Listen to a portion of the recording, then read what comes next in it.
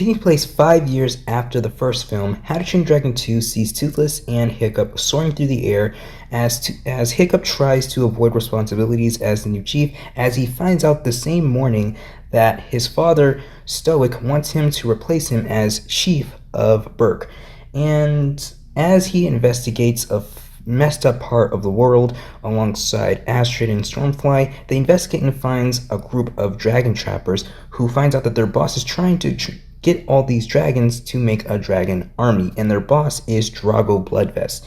As Hiccup tells Stoic about this, he finds out that war is coming to Berk, and there's nothing any of them can do about it for right now. So as a last-ditch effort to stop the war, Hiccup and Astrid goes off to find Eret, son of Eret, to convince Drago Bloodvest to stop the war between humans and dragons by using a dragon army. So, this movie, as a kid, it felt like I didn't really have to wait as long for it, considering how long between films there are, between releases. And honestly, I saw this as like the best How to Train Dragon movie. Like, out of the three that came out in the franchise, this is like my favorite of the three. And I really love the pacing. I really love how everything is structured. I love the storylines. But I guess we should just talk about it one at a time. One, I really love how, in some way, shape, or form, they managed to bring Hiccup's mom back from the dead. Because in the original film, it was implied that Volca died, but they fixed this problem immediately, revealing that she didn't actually die and where she'd been the entire time. So, apparently, Cloud Jumper was playing with Hiccup, but sadly something happened that caused Cloud Jumper to actually cut Hiccup when he was a baby, and when Stoic was trying to protect the baby, well, Cloud Jumper kidnapped Volca, with Stoic thinking that the dragon killed her. And that's basically what happened. But it was revealed that Cloud Jumper actually brought Volca to a secret island that was hidden from the Alpha. That is, the dragon's name is actually the Bewilder Beast, and Hiccup and Volca, they kind of spend a large majority of the film on that island. So after Stoic goes to find Hiccup alongside Gobber, it's also revealed that they actually have their own dragons, with Gobber having like something that looks like a Grunkle, but it's not a Grunkle apparently. It's a breed, but it's not the same type of Grunkle. And also, Stoic, if you haven't seen the show, because How to Train Dragon actually had a show on Cartoon Network, it was a thunder drone that went by the name of Tornado, but had to give him up at some point in the series, but has a new one named Skull Crusher. And I do like that dragon, but I wish he kept Tornado. I just grew on him more than Skull Crusher. But either way, that was the first storyline, basically, where all these characters, Stoic, Gobber, Volca, Hiccup, and Toothless, they all basically remain on that island in specifically, whereas the rest of the main characters, which is mainly Astrid, Snotloud, Fishlegs, the twins, as they try to find Hiccup while also trying to find Drago Bloodvest so that they can convince him to stop the war, but they basically become prisoners until they reach that island, and there's not really much development. I guess the one with the most development in this group is, in fact, Eret, son of Eret, as he realizes his way of living, his way of working with Drago, and capturing dragons is just wrong, so he basically switched sides after seeing how demented Drago is as a leader.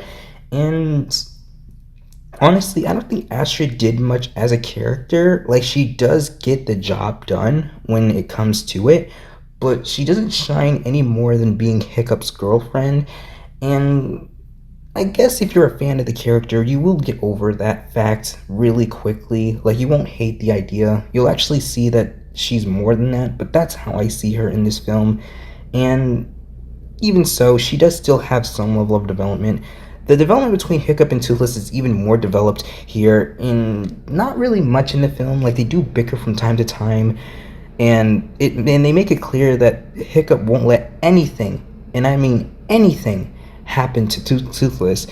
And I really love the relationship and development between Hiccup and his parents, how Sure, Stoic isn't really listening to Hiccup, but it's not out of the sense that he wants to do things his way or he just doesn't want to listen to Hiccup. He's doing this because he wants to protect Hiccup and his people and as, leader of Burke. And when he finds out that Volca is alive, I really love the connection between Stoic and Volca comes to in this movie. And I was really hoping what the rest of it was going to be. But when the fight between dragons and dragon hunters and the dragons that are helping them come together, while also Asher's team comes in to help Hiccup's team, it was just an amazing fight. Everything about it just felt amazing. And then we're introduced to the other wild bewilderbeast, where the two fight, and we have one of the best fights ever. I really love Drago Bloodvis's motivations of becoming a villain, and it's much more developed, it's much more told, but in summary, he just hates dragons and wants to control them due to losing his arm to a dragon, and believe that dragons can be controlled so long as he has an alpha of his own, which is when he got his own Bewilderbeast. And you can tell, and you better believe that I had that scene hit me in all sorts of ways when the wild Bewilderbeast that Drago has killed Volcas. And I know it was cut off as soon as it went in, but it was still sad because you knew where his horns were going, you knew what was going to happen, and you still felt really bad.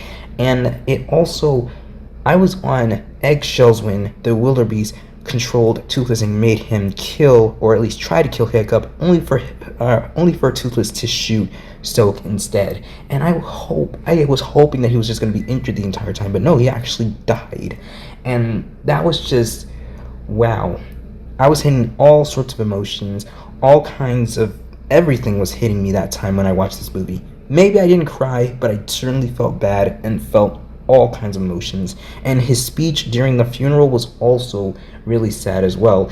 Him coming into his own as the leader of Burke, as the final act sets in, as Drago attacks Burke with the Bewilderbeast and all the dragons that he conquered.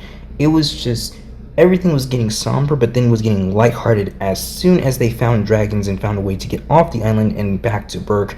It was a fun icebreaker with all the emotions that we were subjected to, but in the end it was actually really great. And the final battle between Hiccup, Toothless, and Drago and the Bewilderbeast was actually pretty cool as well. I really love that fight as well. I just wish that there's a name for it. Like, did Drago ever give that Bewilderbeast a name? If not, then I'm just going to keep calling it that. Anyway, this fight was really great, and there was still a lot of comedy where, once again, Fishleg says, I'm okay, still okay, and I really like that. There's also this love triangle between Fishleg, Snotloud, and Roughnut, and I'm just going to go ahead and say that at first I didn't like it, but then I watched it again and I was like okay with it. But then I saw the Netflix series and how it lazily but still efficiently showed how it all came together. And in the end, I actually still kind of liked it. It was a funny kind of love triangle. It didn't really mess up the dynamic the team had. It kind of made it a little funnier because they still had some level of development with that storyline as well.